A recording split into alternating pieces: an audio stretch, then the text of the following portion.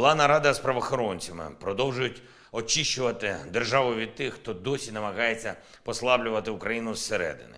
Осінь має бути плідною в цьому питанні саме для України. This is my video update from Athens, Greece on this Saturday afternoon, September the 2nd. Let's talk about some news. And let's start things off with what is an interesting story, an interesting development, and that is the Ukraine SBU arresting the oligarch Igor Kolomoisky. Now, those who aren't familiar with this one-time powerful oligarch, Kolomoisky, he was the man who made Elensky. And I believe he was either the second or the third richest man in Ukraine once upon a time. During the Maidan coup, he ended up controlling all of Dnipropetrovsk. He was actually the governor of Dnipropetrovsk. He's the guy that funded Azov. So Azov was his outfit, and they provided him with protection. And he wanted to become president of Ukraine after the coup. But that job was given to Poroshenko. And so Kolomoisky, who has a Ukrainian, Cypriot, Israeli passports, he has 3 passports, he came up with an interesting idea so that he could get power in Ukraine after Poroshenko. He decided to create a TV show. He had a media company. I don't know if he still has the media company, but he had a media company.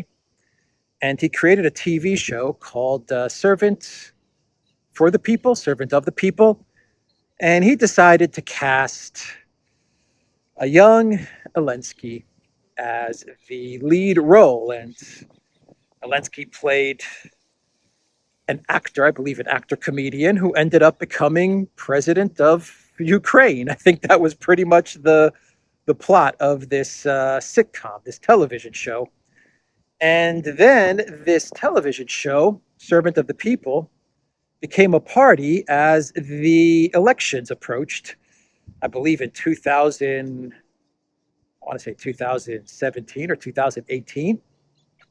And Elensky became the candidate, the lead candidate for the political party, Servant of the People, named after the sitcom Servant of the People, which Kolomoisky, he cooked this all up. And Elensky was going to be his little puppet. He was going to win the elections. He was going to run on a platform of peace and on a platform to resolve the situation in Donbass, to adhere to the Minsk agreements, to try and figure out a way to enforce the Minsk agreements. And he won. Elensky won. Got something like 75 or 78% of the vote. And Kolomoisky was going to run Ukraine via proxy. And Elensky was going to be his proxy. And that was the plan. And it worked.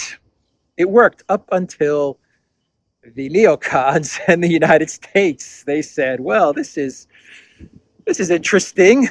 We've got this Elensky guy, and he's talking about peace, but peace is not in the cards for us.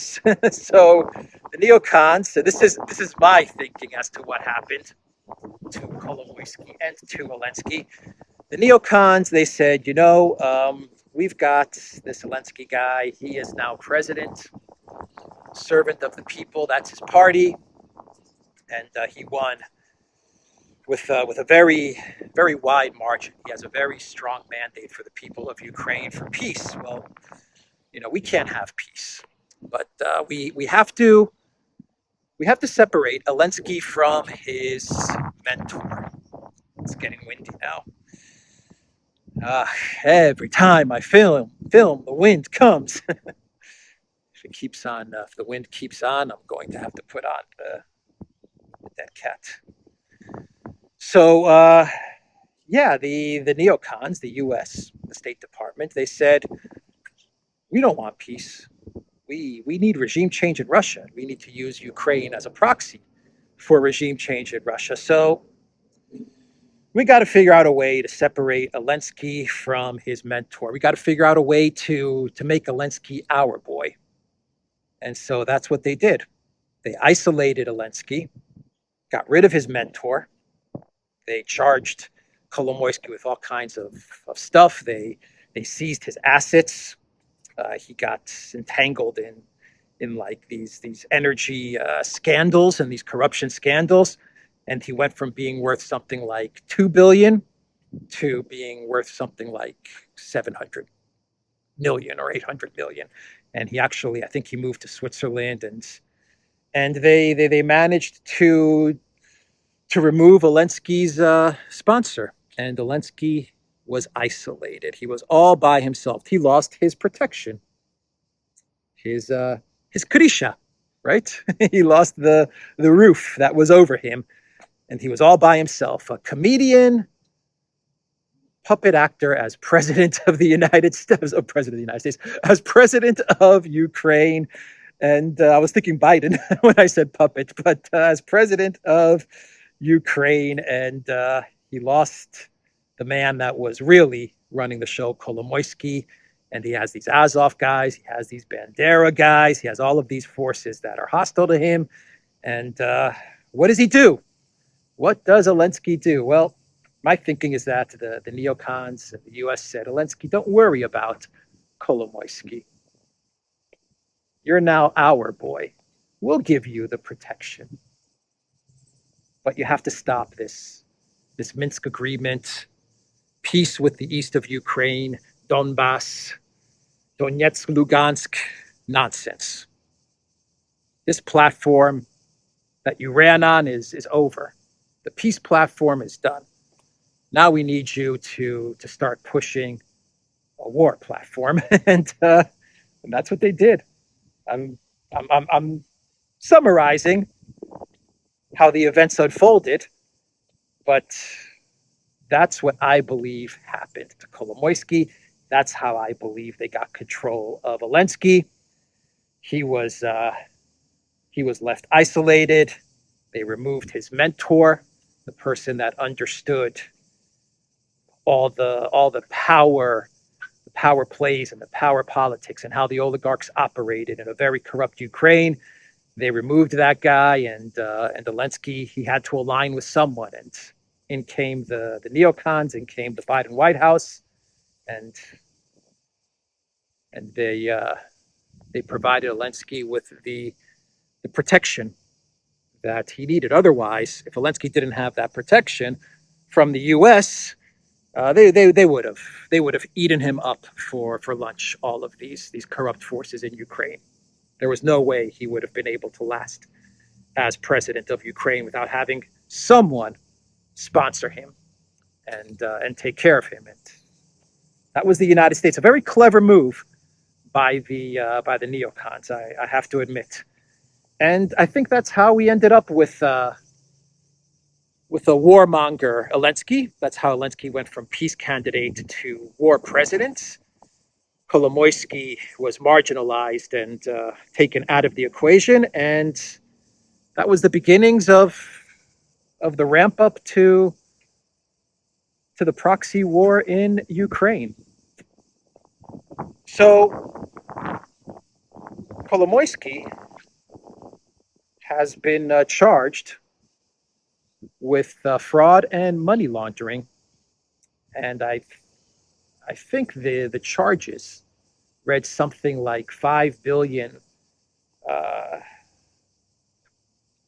want to say dollars, maybe hryvnia, that he was moving out of the country. $1 billion.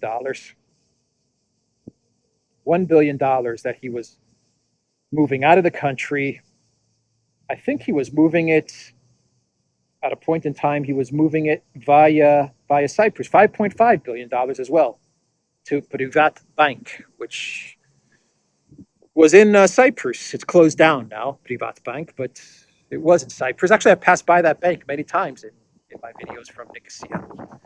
And he's been charged with money laundering and removing $5.5 billion out of Ukraine and into Cyprus, and he's done. Kolomoisky is done. He's going to be arrested. He's going to be arrested and in prison. I'm just a little unsure as to what he was doing back in Ukraine, because the arrest was made in Ukraine. At least that's what the video shows. So I don't know what he was doing back in Ukraine, but he's toast. He's been taken out, and you know why they're taking him out now. You know why they're going to arrest him. They're going to charge him and arrest him because Elensky is under pressure to have elections in 2024. So Elensky and I imagine his sponsors, they want to make sure that someone like Kolomoisky doesn't cook up another servant of the people's plan to try and remove Elensky in the next elections, the presidential elections. So I just think they're tying up loose ends. That's what I believe is going on. So that's the news with Kolomoisky. That's the story around this one-time very powerful oligarch who has now had everything taken away from him, and his pupil Elensky has now become his master, as Darth Vader once told in Obi-Wan Kenobi. I don't know how I thought up the Star Wars reference, but yeah, Elensky really screwed Kolomoisky, man. He really screwed him. Boy, oh boy, yeah. It's not a laughing matter, but this is Elensky fighting for his life, and he's already canceled. He's already banned all kinds of political parties. I mean, he did that like last year. So he's just getting rid of whatever possible competition might exist. And then he can run as president, and the collective West mainstream media will say that it's democracy in action in Ukraine, and they're going to lie to the citizens of the collective West, and they're going to pretend that this is a real election that's going to take place in Ukraine next year, if Ukraine is around.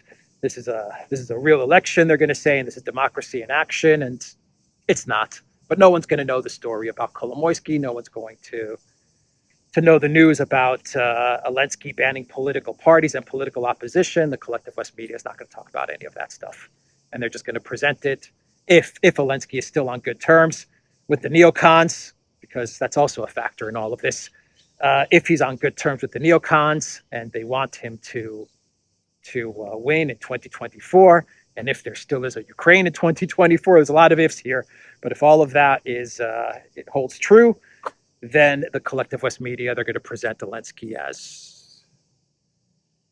as the president who won a democratic election in Ukraine, and it's nonsense. It's absolute nonsense, but that's going to be the narrative that they're going to try to create. Either way, Elensky has taken out his mentor. He's gone. He's gonna be arrested, no doubt about it. I still don't understand what he was doing in Ukraine. If the video of his arrest is in Ukraine, it has to be in Ukraine because those are SBU officers. I don't know what he was doing back in Ukraine. Last I heard of Kolomoisky, he was living in Switzerland, and he had something like 800 million, and he was out of the scene. So I don't know. Maybe he returned back to Ukraine, and he really was cooking up something. Maybe that's why he went back to Ukraine. And Elensky said, you're not going to engineer my removal or start up any trouble. Some dirty stuff going down in Ukraine. A lot of dirty business, a lot of dirty politics. The most corrupt country in Europe, one of the most corrupt countries in the world. So Elensky is also going to be traveling to the United States, to New York. He's going to attend the UN meeting of world leaders. So he'll be there in person, from what I've read. So by the time he gets to New York, it'll be like the 19th, 20th of September, or let's just say the end of September.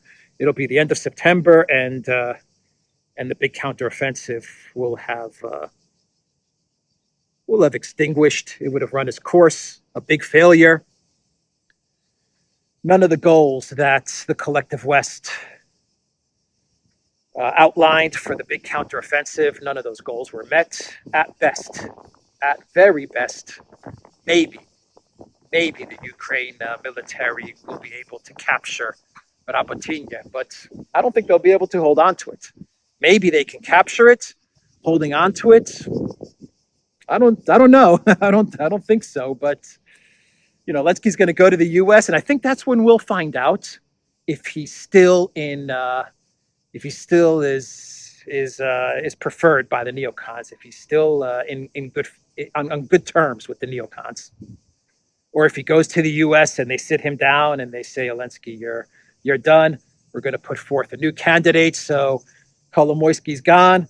You're going to be gone, and this new guy, he's going to be the one running the show. I don't know.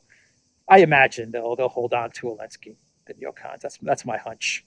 But boy, was the counteroffensive a failure, a big failure. But the BBC, they reported this morning that the counteroffensive is actually picking up momentum. This is what the BBC is reporting. They're referencing Mr. Kirby of the Biden White House. Now, I always forget Kirby's title, to be quite honest. It's some long, meaningless title. He's like the director of national security for the spokesman of security and director of sensitive security for the Biden White House, of sensitive security and spokesman of secure stuff. That's like Kirby's title. It's some big made up title, right? He's like chief. He's one of the chief Ukraine propagandists. I think that's his. That's a good title for Kirby. He's like a foreign policy propagandist, and he said that, and I quote, Ukraine has achieved some success against the second line of Russian defenses. This is according to the BBC. They claim that Kirby is stating that the Ukraine military has reached not the first line of Russian defenses, but is now at the second line of Russian defenses. That was fast. That was really fast. Wow. Okay. I mean, if Kirby is saying that Ukraine is already at the second line of defense, who am I to argue with Mr. Kirby, the director of the national security of the White House, of the spokesman of securities for the Biden White House sensitive security stuff? Who am I to argue with this spokesman in the Biden White House? Yeah, he's saying that Ukraine is already at the second line of Russian defenses. All the information that I'm getting is that Ukraine is stuck in Rabotinya, and they still haven't been able to capture this village of 500 people, of what was once 500 people. But Kirby, he's saying that they're already at the second line of defense. Actually, Estonian Intel, they also put out a report today, and they said that Ukraine has broken through the first line of defense, according to Intel from Estonia, which is also interesting. The Estonian, what's this guy's name? Margo Grossberg, the Estonian head of military intelligence. He also said that the attack on the airbase in Peskov, which damaged 2 IL-76 planes. He said that it was a senseless attack, and why would Estonia launch drones from its territory for such a senseless, meaningless attack? This is what the head of Estonian military intelligence said, and I quote, "While these planes and the airfield itself are important for supporting combat operations against Ukraine, unfortunately, the loss of these planes will not have a direct impact on the course of the war." So Estonia is really trying its best to disassociate itself with the drone attack on this airfield. So yeah, we have Kirby saying that Ukraine has reached the second line of defense. We have Estonian intel saying that Ukraine military has reached the first line of defense. Elensky is going to be traveling to New York in a couple of weeks, in about three weeks, give or take. Kolomoisky, Elensky's one-time mentor and sponsor, is arrested. All kinds of crazy stuff is going down in Ukraine. This is a sign of panic. I think there's a lot of panic and a lot of questions that are being raised about the trajectory of Project Ukraine. And Elensky, he's going to go to New York, and we'll see what the neocons tell Elensky. We'll see what they order him to do next, or if they tell him that he's gone. It's a possibility. It is a possibility given the results of the big counteroffensive. Then again, BBC is saying that the counteroffensive is now super duper successful. It's at the second line, which is interesting. The second line of defense. They're getting way ahead of themselves. The Biden White House, the collective West media, they really, really need a win in Rabotinia. They really, really need it. And so it's my hunch that they're just manufacturing success here. Fake it till you make it, as I said in the video that me and Alexander did on Rabotinia on the Duran channel. That's what's happening here. The Biden White House, the collective West media, this is like fake it till you make it. Lie to the American people, lie to the citizens of Europe, to all the citizens of the collective West, to make it seem like the counteroffensive is a huge success. And they're hoping that in the next 3 weeks, it actually turns out the way they're describing it. But they're way ahead of themselves because the Ukraine military is stuck in Rabotinia. At least that's the information that I'm getting. Those are the images that I'm seeing, the videos. I haven't seen any conclusive evidence to show that Ukraine has broken through in Rabotinia. I haven't seen it. So who knows? Maybe I'm wrong.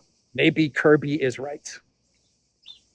If Kirby's wrong, and in 3-4 weeks when Elensky goes to speak at the United Nations, Ukraine hasn't captured Rabotinia, that is not going to be a good look. That is not going to be a good look. Not for the collective West media, not for the Biden White House, not for Elensky, not for the neocons. Nuland is going to be furious. She is going to be furious with Elensky because you got to remember that the big counteroffensive, this was Nuland's plan. Remember, like 4 months ago, I reported on some documents that came out, which claimed that the strategy of the big counteroffensive, 5 days to the Sea of Azov, the Russians running away at the first sight of Ukraine's military, splitting the Russian forces in two. The word was that the mastermind behind all of this was Victoria Nuland. So this is going to be very embarrassing for Nuland. Very, very embarrassing for Nuland. She'll probably get another promotion. she'll get another promotion out of this failure. So, yeah, all of this originates. All of these claims about Rabotinia, they originate from the statement from the deputy Ukraine defense minister, Anya Malyar. And she said, like 3 weeks ago, or 2 weeks ago, Alexander reported on this on his channel. She was like, yeah, Ukraine has captured Rabotinia. And everyone was like, what, huh? And Danya Malyar, she was like, yeah, they've captured all of Rapatinga. And everyone was just kind of like, okay, I mean, everyone was kind of like scratching their heads going, when did this happen? So a lot of this originates from her. Even the BBC article says that earlier in the week, Ukraine's military said it had captured the village of Rapatinga in the Zaporozhye region. So even the BBC is saying that, yeah, a lot of this stuff, Kirby statements and the embellishment of Ukraine's success at Rapatinga, it actually originates from a statement from the Ukraine Defense Ministry made last week or 2 weeks ago. So it's Malyar. She's the one that floated this out there, and everyone kind of picked this up, and now everyone's kind of running with it. It's kind of a lie that's been told, which is just now taking a life of its own. They haven't even taken Rapatinga. Then they went to the first line of defense. Now they're on the second line of defense. Next week they'll be on the third line of defense, and there's no stopping the lie. It's just it's growing and growing and just getting more out of control with each passing day. So let's do some quick stories, and we'll wrap this video up. I'm just kind of walking back and forth, back and forth. We'll go to the turtles in like a couple of minutes. We'll say hello to the turtles or the tortoises. I don't know. Turtles, tortoises. I don't know, but they're beautiful creatures nonetheless. Let's do some quick stories, and then we'll head over to our friends, the turtles. NBC News, they're reporting that the Biden White House is lawyering up because they expect an impeachment to begin. So they have a bunch of lawyers ready to prepare for the impeachment. The White House aide told NBC, revealed to NBC, that the ultimate goal of the Biden White House is to present any impeachment inquiry as an evidence-free partisan sham that shows a Republican penchant for chaos. It's the Republicans that have a penchant for chaos. Well, they do. I don't let the Republicans off the hook, but the Democrats, well, they just take chaos to a whole different level. But that's the plan, to make it seem like there's no evidence. You have nothing connecting Biden to Burisma and to Ukraine and to Kolomoisky and to any of these characters. You have nothing. Yeah, there's a video of Biden saying he's going to withhold the $1 billion unless Poroshenko fires Shokin. But outside of that video, you have nothing. You have nothing. There's no evidence connecting Biden to Burisma, except for his son and his son making millions working for an energy company, and then the emails and the fake names that Biden uses. But outside of all of that, you've got nothing. You've got nothing. This is just the Republican Party just trying to create more chaos. That is what they're going to go with. That is what the Biden White House is going to go with. I was thinking about Biden, and he's actually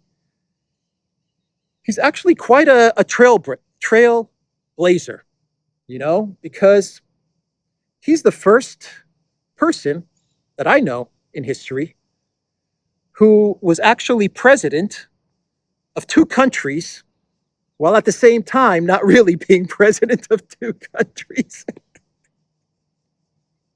He was the de facto ruler of Ukraine, and he was running Ukraine, but he really wasn't president, but he was president. So he was running Ukraine, but he wasn't really president. And he's the president. He's running the United States, and he's president of the United States now. But he really isn't running things in the United States. So he's quite a historic figure, that Joe Bidenopoulos, the first man in history to be president of two different countries while at the same time not really being president of those two countries. Anyway, speaking of presidents, Macron, according to the AFP, he was in a meeting the other day, and he said that French presidential election term limits, he said, is a bunch of BS. It's a bunch of bull crap, according to Macron. He's very unhappy at the fact that he won't be able to run again as president of France, according to to election term limits. So that was an interesting statement from Little Napoleon. And neocon Nikki Haley, she said that the U.S. Senate is the most privileged old people's home. And she said that it is necessary to test mental abilities for older American politicians. This follows McConnell's second or third public freeze. We don't know how many times McConnell has frozen up in private, but the last freeze from McConnell was pretty bad. That was pretty shocking, pretty damaging. And so now you have neocon Nikki Haley saying that the U.S. Senate is a bunch of it's a privileged old people's home. That is what Nikki Haley said. Nikki Haley is like a new breed of neocons. Then she like, you have Haley and you have Pence and Chris Christie. And I don't want to say a new breed of neocons. These seem to be like the up and coming neocons, right? And Nikki Haley is definitely positioning herself as the leader of this new like neocon movement. So yeah, that was an interesting quote from Nikki Haley. Let's do a couple of clown worlds and we'll wrap this video up. By the way, there was this is like a pre clown world. There was an image going around social media, a pamphlet, a photo of a pamphlet going around social media, which allegedly claims, I can't confirm this, I can't verify this, but this pamphlet was being passed around outside of a university in Kharkiv, and it says, "Education will not save the country. Join the armed forces of Ukraine." As Ukraine ramps up, or as Ukraine begins a mobilization process, which many people believe will mobilize anywhere between, will try to mobilize anywhere between 200,000 to 500,000 Ukrainian men, including Ukrainian men who are living in the European Union and will be extradited back to Ukraine. As this gets going, it looks like they're looking for soldiers at Kharkiv University, and they're passing out this pamphlet: "Education will not save the country. Join the armed forces." Interesting image. I can't verify this, but I just thought I would share that with everybody. And let's do a real clown world now. Our main clown world story, and it has to do with Ukraine, the European Union, and Poland. And we are getting statements from Ukraine that they're going to take the EU to court, to arbitration, over the grain export ban. And they're very upset with Poland. Very upset with Poland. I want to go over to the turtles, but there's so many people there right now. You see, the turtles, they get all the attention. They get all the attention. So there are statements from Ukrainian officials where they claim that if this ban on Ukraine grain and food is not lifted by the European Union on September 15th, which is when it's set to be lifted, and Ukraine will be able to export their food, their grain, into the European Union. If this ban is not lifted, then they're going to take the EU to arbitration and to court, and they're going to force the EU to lift this ban. But Poland said they're not going to do it. They are not going to let Ukraine grain and food dumped in the Polish market. And you also have another 4 or 5 other countries like Bulgaria, I believe, and Slovakia and Romania. I even think Greece may be one of the countries, but they're also on board with Poland. And they're like, look, we can't have cheap Ukraine food, cheap Ukraine grain, which from what I understand is not even that good and not that healthy. We can't have it dumped into our markets, undercutting our own local producers, local farmers. And Poland and Slovakia, I believe Poland and Slovakia, they have elections coming up. So, I don't think I don't think it's going to work out for Ukraine. I think this ban is going to stay past September 15th. Poland's elections are a month after the ban is supposed to be lifted. It's on October 15th. So, you know, the Polish government, they're not going to risk Ukraine food being dumped in Poland before the elections. Once the elections are wrapped up on October 15th, then, you know, if the Law and Justice Party win, then I think they'll happily lift the ban on Ukrainian food, because they're not going to need the farmers anymore. But until then, they're going to need the support and the vote of the farmers and of the Polish people, who support the farmers and support their food producers and supports healthy food and not contaminated grain. So yeah, that's the clown world, everyone. Ukraine taking the EU to court.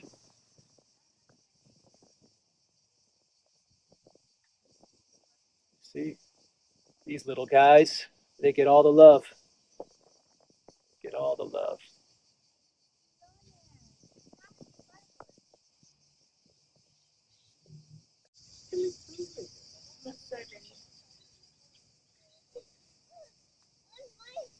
All right, that's the video, everybody.